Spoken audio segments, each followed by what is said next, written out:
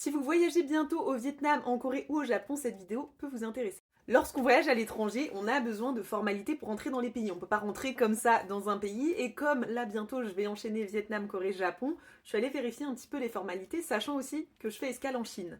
Donc on va commencer par la Chine. Petite précision, je suis française, donc toutes les informations que je vais vous donner s'appliquent pour les ressortissants français. Alors, pour une escale en Chine, vous n'avez pas besoin de visa si vous avez une escale de moins de 24 heures et il n'y a absolument rien à faire si ce n'est avoir son billet de continuation pour un autre endroit. Si vous devez sortir de l'aéroport, là il faut demander une autorisation de sortie de l'aéroport pour 24 heures, ça se demande directement à l'aéroport. Personnellement, j'ai 7 heures, le temps de débarquer, le temps de réembarquer pour peu que le vol ait un peu de retard, je compte pas sortir de l'aéroport.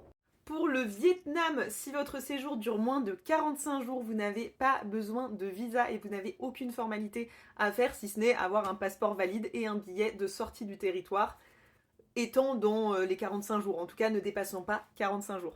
Pour les Français en Corée, là non plus, vous êtes exempté de visa pour 90 jours. Par contre, attention, petite précision, il faut quand même remplir un K-ETA. C'est une autorisation d'entrée sur le territoire coréen en fait, qui coûte quelques euros, qui peut se faire en ligne et donc il faut le prévoir avant et après la durée est valable pendant 2 ans. C'est un petit peu comme l'ESTA aux États-Unis.